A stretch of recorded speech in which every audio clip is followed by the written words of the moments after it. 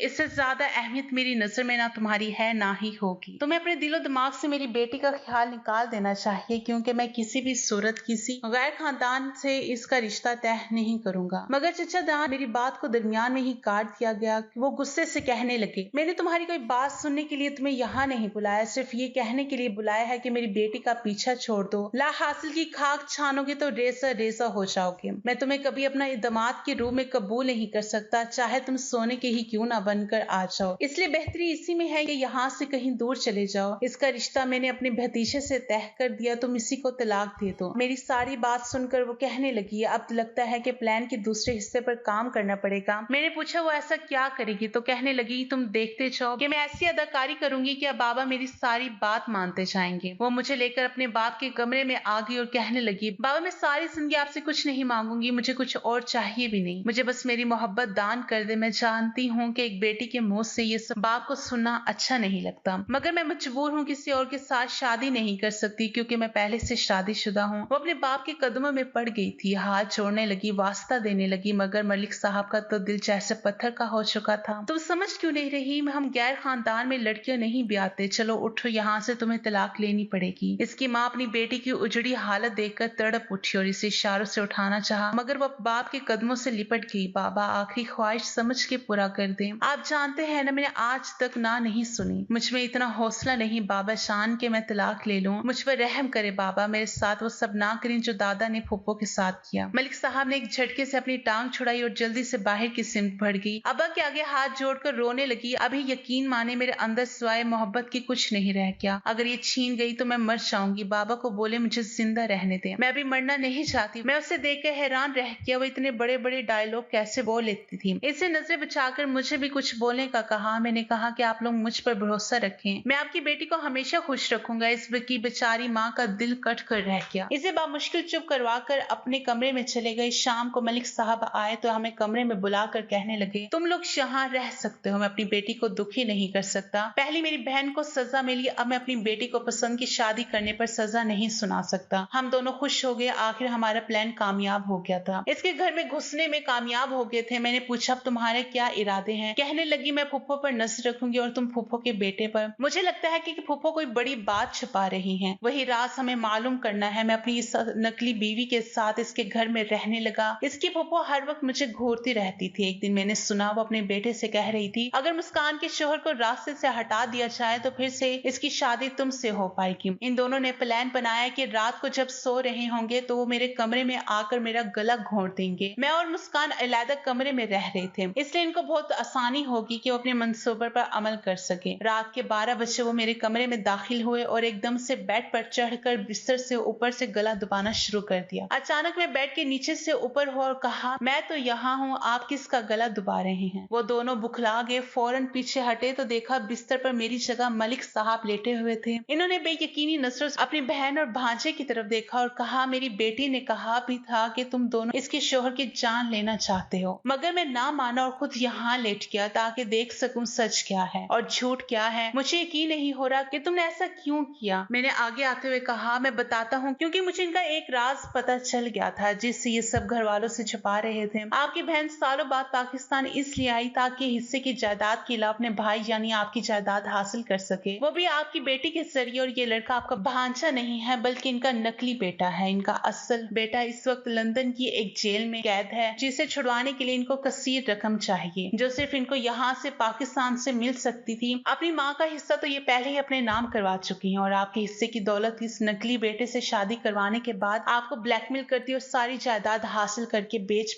कर बाहर के मुल्क दोबारा फरार हो जाते। ये सब सुनकर सभी साकित रह गए थे। मुझे भी ये सब शाम में ही पता चला था जो मेरी फूफो के बैग में इसके असल बेटे की तस्वीर देखी। इतने में बाकी घर वाले भी शोर सुनकर आ गए थे। सबको जब सारी हकीकत मालूम हुई तो फूफो रोने लगी और कहने लगी, मैं बेटी की मोहब्बत में अंधी हो गई थी, वो मेरा एक ही तो बेटा था, इसे भी पुलिस पकड़ कर ले गई तो मैं क्या करती। इसे छुड़वाने के लिए मुझे बहुत सारे पैसे चाहिए थे। मुस्कान कहने लगी, आपकी नीयत और इरादे गलत थे, आपने मुझे इस्तेमाल करके मेरी जिंदगी बर्बाद करनी चाहिए और मुझे नकली शादी का ड्रामा करना पड़ा ताकि खुद को बचा सकूं। इसकी फूफो सबसे माफी मांगने लगी है। दादी ने साफ कह दिया कि हम तुम्हारे बेटे को छुड़वाने के लिए पैसे दे देंगे मगर तुम्हें माफ नहीं करेंगे। मैंने माफी मांगी मगर मुस्कान ने ये कहकर मुझे हैरान कर दिया कि अब वो सच में मुझे अपना शौहर बनाना चाहती है। कुछ माह बाद हमारी सच में शादी हो गई और हम इस कोठे में शिफ्ट हो गए जिसकी तामीर मैंने मजदूर बन के की थी। आज उसी घर में मैं मालिक बन के दाखिल हुआ था। वाकई कुदरत कभी कभी ऐसे मेहरबान होती है कि यकीन नहीं आता। अब मेरी जिंदगी शुक्र अदा करते ही गुजरी थी क्योंकि मेरे हालात बदल गए थे। नाज़रीन, अगर आपको हमारी कहानी अच्छी लगी तो वीडियो को लाइक करें, शेयर करें और हमारे चैनल को सब्सक्राइब करें। अगली वीडियो तक इजाजत दें। अल्लाह हाफिज।